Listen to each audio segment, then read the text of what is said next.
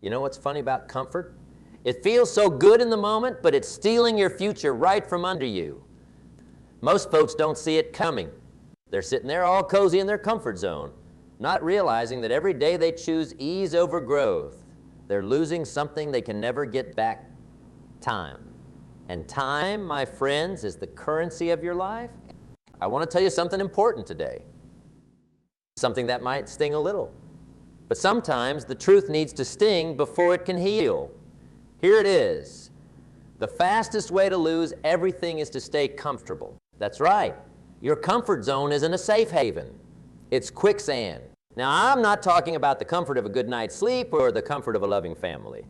I'm talking about the comfort of avoiding what needs to be done. The comfort of the easy path. The comfort that whispers, "Do it tomorrow." That kind of comfort is a silent killer of dreams. Look around at the most successful people you know. Did they get there by staying comfortable? Did they achieve greatness by avoiding challenges? Of course not. They got there by doing what unsuccessful people aren't willing to do. They pushed past that wall of resistance that keeps most folks trapped in mediocrity. Success requires you to be uncomfortable, temporarily uncomfortable, so you can create lasting comfort built on a foundation of achievement, not avoidance. This is one of life's great paradoxes. To gain true security and comfort in the long run, you must be willing to be uncomfortable in the short run. So today, we're going to talk about why comfort is so dangerous, what it's really costing you, and most importantly, how to break free from its grip so you can create the life you truly want. Because the tragedy isn't failing to reach your goals. It's never having the courage to pursue them in the first place. Let's start by understanding the great illusion of comfort. See, your mind plays tricks on you. It tells you that comfort equals safety. And in our ancient past, that was true. Staying in the safe, familiar cave kept our ancestors alive when dangers lurked outside. But we're not living in caves anymore, are we? The dangers we face today aren't saber-toothed tigers. They're stagnation, regret, and unfulfilled potential. Your comfort zone feels safe, but it's an illusion. It's like a beautiful prison cell. Sure, it's familiar. Sure, it's predictable, but it's still a prison. And every day you stay there. The walls close in a little more until one day you wake up and realize your comfortable little prison has become so small that your dreams don't even fit anymore. It appears what most people don't understand. Comfort isn't neutral. It's not just the absence of discomfort. It's actively harmful because life doesn't still. If you're not growing, you're declining. There's no middle ground. That job you're comfortable in, but don't love. While you're getting comfortable, someone else is getting better. That business idea you keep putting off, while you're getting comfortable, someone else is building it. I often tell the story of two farmers. Both had fields ready for planting in spring. The first farmer said, "The ground is hard. The weather might turn. I'll wait until conditions are perfect." The second farmer said, "The conditions are never perfect. I'll plant anyway." When fall came, which farmer do you think had a harvest? The comfortable one who waited for perfect conditions, or the uncomfortable one who got to work? This illusion of comfort tricks us into thinking we're making a smart choice by avoiding difficulty. I'll start that business when I have more money. I'll have that difficult conversation when the timing is better. I'll change my habits when life settles down. But here's the truth. Those perfect conditions you're waiting for, they don't exist. And every day you wait for them is a day lost forever. Comfort makes big promises it never keeps. It promises security but delivers stagnation. It promises peace but delivers mediocrity. It promises happiness but delivers emptiness. Because real happiness doesn't come from avoiding life's challenges. It comes from overcoming them. Now let's talk about the true price of comfort. What is it really costing you to stay in that comfortable? First, it costs you growth. When you stay comfortable, you stay the same. Your skills don't improve. Your knowledge doesn't expand. Your capabilities don't increase. And in a world that's changing faster than ever, staying the same means falling behind. It costs you opportunity. Opportunities don't come to those who wait. They come to those who pursue. They come to those who make themselves visible, who take risks, who put themselves in the path of luck. But comfort keeps you hidden, playing it safe, invisible to the very opportunities that could change. It costs you resilience. Each time you choose comfort over challenge, you're telling your mind that difficulty is to be avoided, not overcome. You're training yourself to retreat at the first sign of resistance. And over time, your ability to handle adversity weakens like a muscle that never gets used. It costs you self-respect deep down. You know what you're capable of. You know the potential that lies within you. And every time you choose the easy path over the right path, a little bit of your self-respect erodes. You can lie to others, but you can't lie to yourself about the gap between what you could be doing and what you're doing. It costs you fulfillment. True fulfillment comes from progress, not perfection. It comes from looking back and seeing how far you've come, what obstacles you've overcome, what you've built with your own two hands. Comfort offers no such satisfaction, just the empty calories of temporary ease. And perhaps most importantly, it costs you time. That precious, irreplaceable resource that, once spent, you can never get back. A comfortable day might not feel wasted in the moment, but string enough of them together and suddenly years have passed with little to show for them. I once met a gentleman in his 70s who told me his greatest regret. He said, "Jim, I spent 40 years in a job I didn't love because it was comfortable. I kept telling myself I'd make a change next year. Now there are no next years left, and all I have is the memory of a life lived at half throttle." Don't let that be your story. The price of comfort is paid in installments, so small you hardly notice at first, but the final bill will break your heart. So how do you know if you're too comfortable? Let me give you some signs to look for. You're too comfortable if you can predict exactly how your day will go before it even starts. Routine is helpful, but when your life becomes so predictable that nothing surprises you anymore, that's a warning sign. You're too comfortable if you haven't felt butterflies in your stomach in months or years. That feeling of nervous anticipation is a sign you're pushing boundaries. Without it, you're just treading water. You're too comfortable if you've stopped learning new skills. In today's world, if you're not continuously adding to your toolbox, you're falling behind. Knowledge, unlike some resources, doesn't get depleted when used, it grows. You're too comfortable if your goals haven't changed in years. Either you've achieved them, haven't set new ones, or you've given up on them. Neither is a formula for growth. You're too comfortable if you find yourself saying, "That's just how I am to excuse behaviors. You know, you should change." That phrase is comfort's battle cry. It's how we justify staying exactly as we are. You're too comfortable if your biggest risks are watching a new TV show or trying a different restaurant. Life is meant to be lived, not merely observed. You're too comfortable if your identity is tied to your past achievements rather than your current actions. Yesterday's home runs don't win today's games. You're too comfortable if the thought of change makes you instantly resistant before you've even considered the merits. That knee-jerk no is comfort's defense mechanism. And perhaps most tellingly, you're too comfortable if the fire in your belly has become just a dim ember. If you've lost that hunger, that drive that once pushed you forward, comfort has likely smothered it. If you recognize yourself in any of these signs, don't be discouraged. Recognition is the first step to change. And now that we've identified the problem, let's talk about the solution, first principles of growth.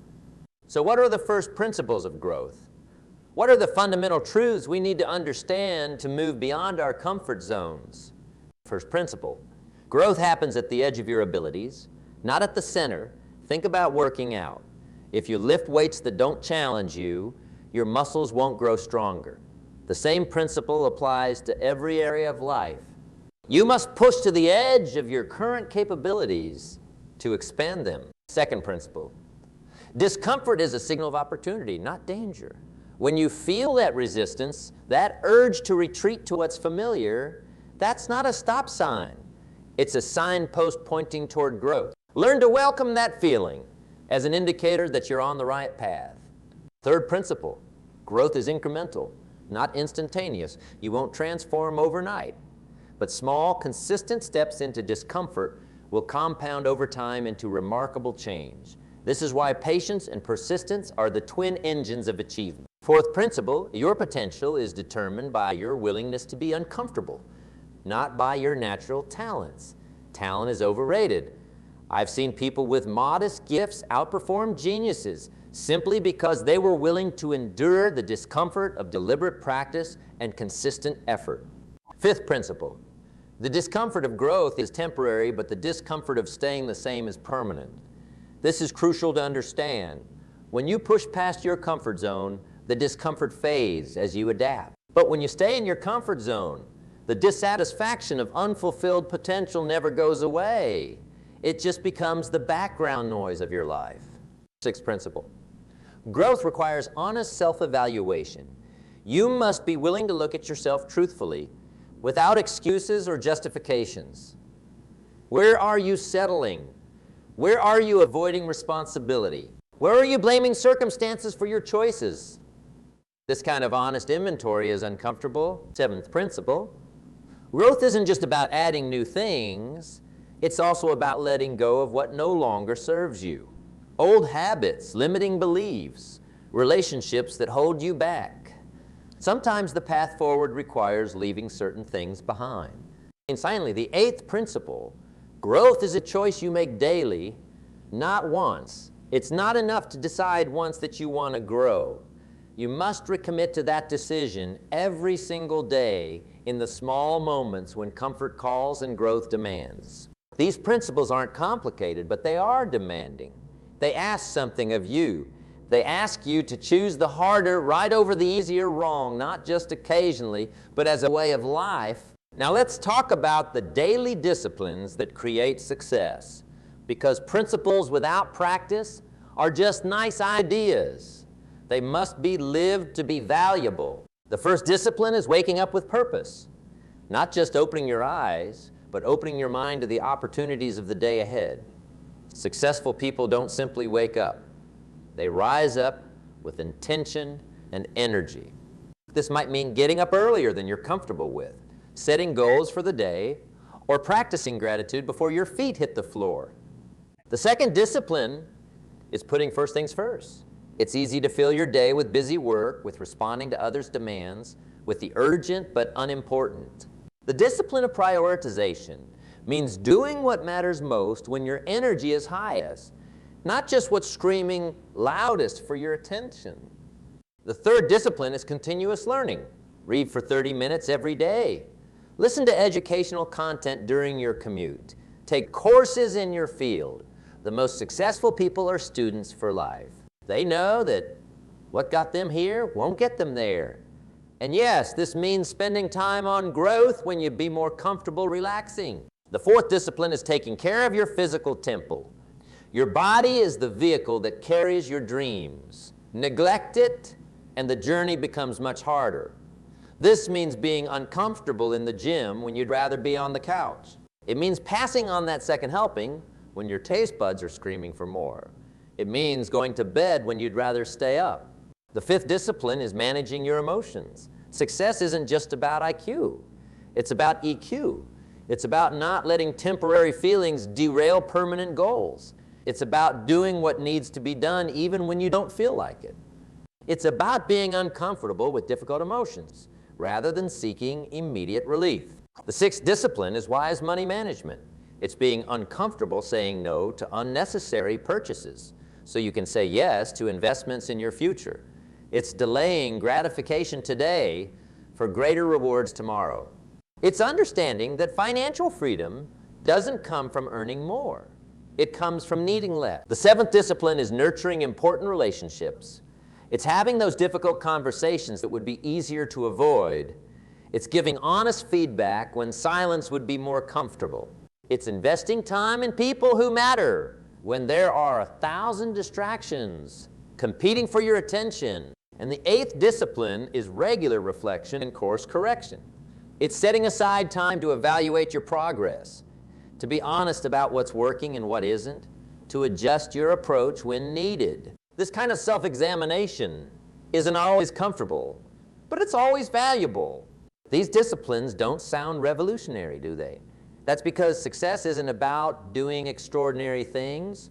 It's about doing ordinary things extraordinarily well, consistently when you don't feel like it. It's about being uncomfortable today so you can be comfortable on your own terms tomorrow. Now let's talk about how to embrace productive discomfort, because not all discomfort is created equal. There's the discomfort of growth, and then there's just suffering for no purpose. How do you tell the difference, and how do you lean into the right kind of discomfort? First, understand that productive discomfort has purpose. It's not discomfort for its own sake. It's discomfort in service of your goals and values. Before you push yourself into an uncomfortable situation, ask, will this move me closer to who I want to become? If the answer is yes, that discomfort is worth embracing. Second, start with manageable challenges. You don't climb Everest on your first hike. Begin with discomfort you can handle, then gradually increase the challenge as your capacity grows. If public speaking terrifies you, don't start by addressing thousands, say.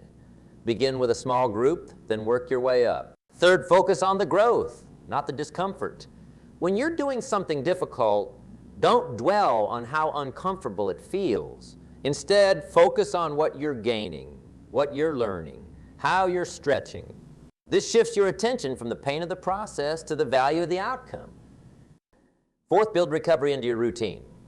Productive discomfort isn't about pushing until you break. It's about pushing, then recovering, then pushing again. Even the most disciplined athletes schedule rest days. Growth happens during recovery, not just during effort. Fifth, celebrate stepping out of your comfort zone.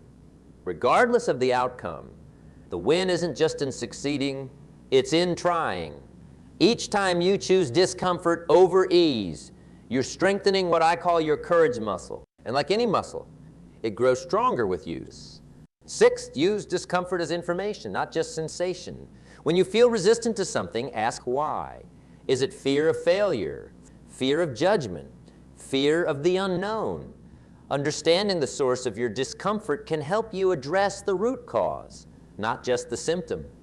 Seventh, remember that discomfort is temporary, but regret is permanent. The discomfort of taking action fades quickly. The regret of inaction can last a lifetime. When faced with a challenging choice, ask yourself, which will I regret more? The temporary discomfort of action or the permanent regret of inaction? And finally, find community. Surround yourself with others who are also committed to growth. It's easier to embrace discomfort when you're not facing it alone, when you can draw strength from others who understand the struggle and value the outcome. Embracing productive discomfort isn't about becoming a masochist. It's about recognizing that temporary unease is a small price to pay for lasting achievement. It's about understanding that the path to your best self runs directly through the territory of your greatest fears. Now, let's talk about the compound effect of small uncomfortable actions. Because here's the truth. Most people overestimate what they can accomplish in a day and underestimate what they can accomplish in a year of consistent small steps. Think about it like this. If you improve just one each day, after a year, you'll be 37 times better, not just 365 better. That's the power of compounding. Each small improvement builds on all the previous improvements. But the same principle works in reverse too. If you decline by inch day through comfortable choices that don't serve your growth, after a year you'll have lost nearly everything. These small daily choices don't feel significant in the moment. That's why they're so dangerous and so powerful. Reading 10 pages of a book instead of watching an extra episode of TV, making one sales call you're nervous about, having one slightly uncomfortable conversation, saving a small amount rather than spending it. None of these choices will transform your life overnight, but all of them compounded over time will create a life vastly different from the one created by consistently choosing comfort. I call this the slight edge. That small margin of difference in daily choices that, over time, creates an enormous gap in results. The gap between those who achieve their dreams and those who don't isn't usually dramatic. It's a slight edge applied consistently. Let me give you an example.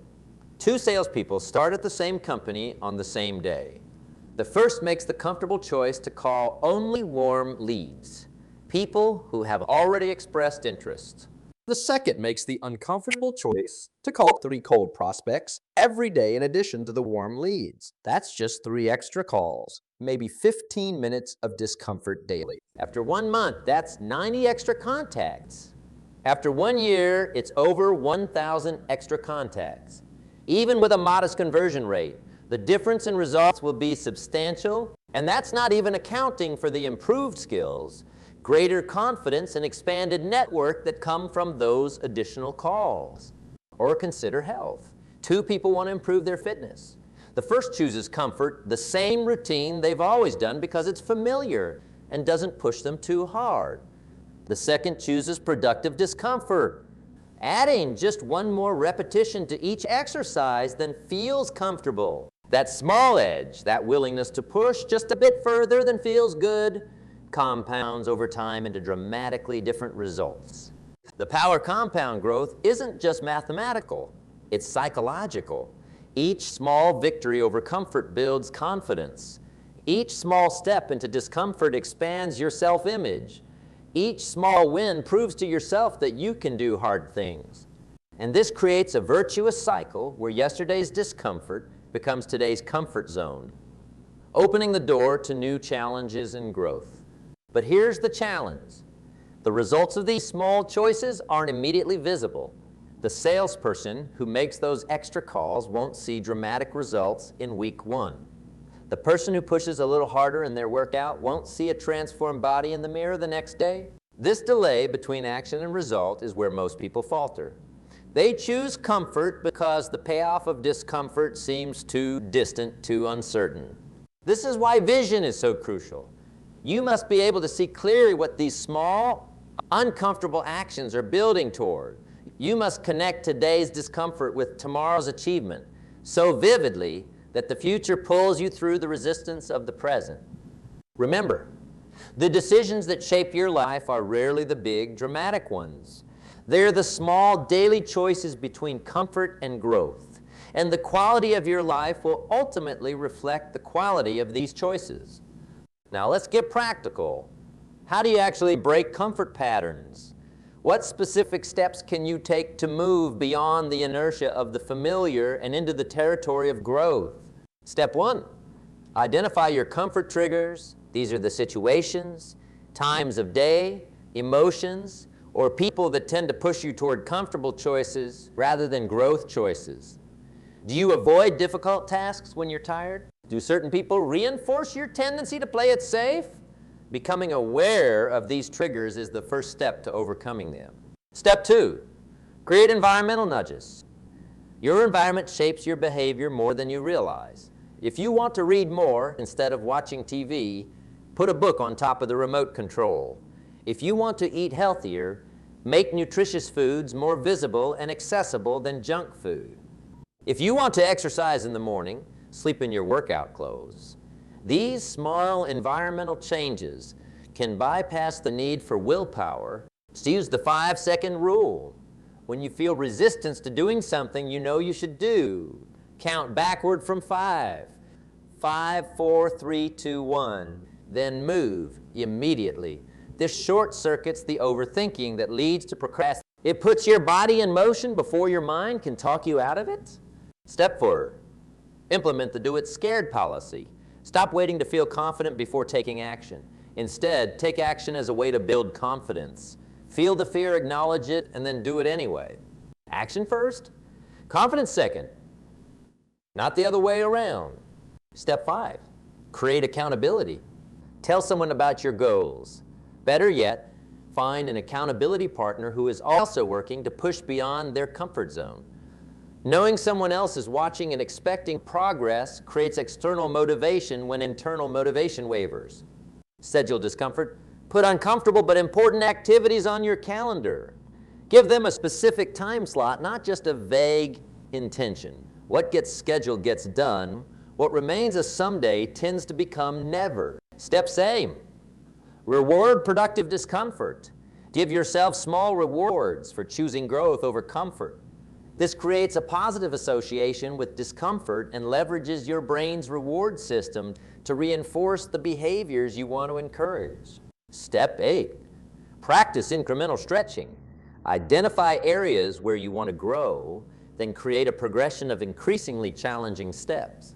If you want to become a public speaker, start by speaking up more in meetings, then volunteer to present to your team, then a larger department, and so on. Each step should be uncomfortable but not overwhelming. Step 9, reframe discomfort as excitement. The physical sensations of anxiety and excitement are nearly identical: racing heart, butterflies in stomach, heightened awareness. The difference is how you interpret those sensations. When you feel that nervous energy, try saying, "I'm excited," rather than "I'm anxious." This simple reframing can transform your experience of discomfort. Celebrate failures as learning opportunities. The fear of failure keeps many people trapped in comfort. Counter this by deliberately changing your relationship with failure. When you try something and it doesn't work out, celebrate the attempt, extract the lesson, and try again. This removes much of failure's sting and makes stepping into discomfort less threatening. These steps aren't complicated, but they require consistent application. And that's the key: consistency. It's not enough to push beyond your comfort zone once or twice. You must make it a practice, a habit, a way of life. Because comfort is always calling, always tempting you back to the familiar, the easy, the safe. The battle against comfort isn't won once and for all. It's fought daily in small choices and quiet moments. But let me tell you, the rewards are worth the fight. Let me share a few stories of transformation through discomfort to show you what's possible when you commit to growth over comfort. I remember a woman in one of my seminars who had been stuck in a job she hated for 15 years. She stayed because it was familiar, it paid the bills, and the thought of trying something new at her age was terrifying. But one day she realized she couldn't bear the thought of spending another 15 years in the same situation. So she did something uncomfortable. She enrolled in night classes while continuing to work full-time. For 2 years she lived with the discomfort of long days, challenging coursework, and the constant whisper of doubt. Was she too old? Was she foolish to think she could change careers in her 40s? But she persisted. And today, she's not only in a new career that energizes rather than drains her, she's become a mentor to others making similar transitions. The temporary discomfort of those 2 challenging years gave her back her future. I think of a small business owner who had hit a plateau. His company was stable but stagnant. Growth would require him to do the thing he dreaded most, public speaking, to promote his business. The thought of standing on stage made his palms sweat and his mouth dry. But he recognized that his comfort was costing his company, and the people who depended on it, opportunities for growth.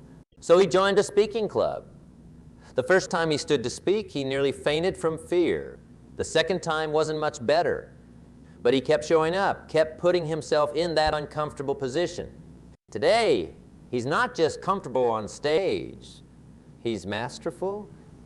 His business has tripled in size, not just because of the exposure from speaking, but because the confidence he developed spilled over into every area of his business and life. I think of a young man who grew up in poverty and could have used his circumstances as an excuse to stay comfortable with the familiar, even if the familiar was struggling. Instead, he chose the discomfort of being the first in his family to go to college, of working multiple jobs while studying, of entering professional environments where he initially felt like an outsider.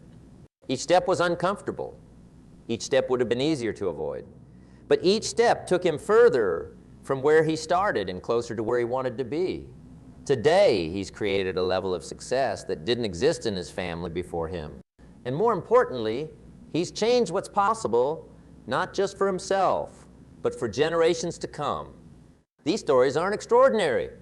They're repeated every day by ordinary people who make the extraordinary decision to choose growth over comfort, progress over ease, becoming over being. And the same possibility exists for you. So let me leave you with this thought. Your life 5 years from now will be the direct result of 2 things: the books you read, and the people you associate with. Both of these factors push you either toward comfort or toward growth. Will you read what challenges your thinking or what confirms what you already believe? Will you surround yourself with people who push you to grow or people who encourage you to stay the same? These choices, seemingly small in the moment, will shape the person. Comfort is the enemy of achievement, but it's a seductive enemy. It doesn't attack head-on. It lulls you to sleep. It doesn't steal your dreams in a single theft. It takes them penny by penny, day by day, choice by choice, until one day you wake up and realize the vault is empty. Don't let that be your story. Choose growth over comfort. Choose effort over ease. Choose the satisfaction of achievement over the hollow pleasure of avoidance. Yes, it will be hard. Yes, there will be failures along the way. Yes, there will be days when you wonder if it's worth it. But on the other side of that discomfort is everything you've ever wanted.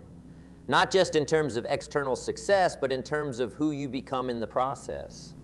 The person who consistently chooses growth over comfort doesn't just get better results. They become a better person, more resilient, more confident, more alive, because they're living in alignment with a fundamental truth. We are meant to grow, to stretch, to become more than we are today. So starting today, seek out productive discomfort. Run toward the challenges that everyone else is running from. Volunteer for the projects that stretch your abilities. Have the conversations you've been avoiding. Take the risks that make your heart beat faster. And when comfort calls, as it will, again and again, remember what's at stake. Not just your goals, not just your dreams, but the very quality of your life. Because a life without growth is not really living, it's just existing. You were made for more than comfort. You were made for growth, for achievement, for impact. So step out of that comfortable prison you've built for yourself. The door has never been locked. It's always been waiting for you to find the courage to push it open. The discomfort won't last, but the growth, the achievement, the person you become in the process, that will last a lifetime. And that, my friends, is a trade worth making every single day. So I challenge you, we have one thing today that makes you uncomfortable, then do another tomorrow, and another the day after that. String enough of those days together and you won't just change what you achieve. You'll achieve who you become. The choice is yours. Comfort or growth, mediocrity or excellence, existing or living. What will you choose?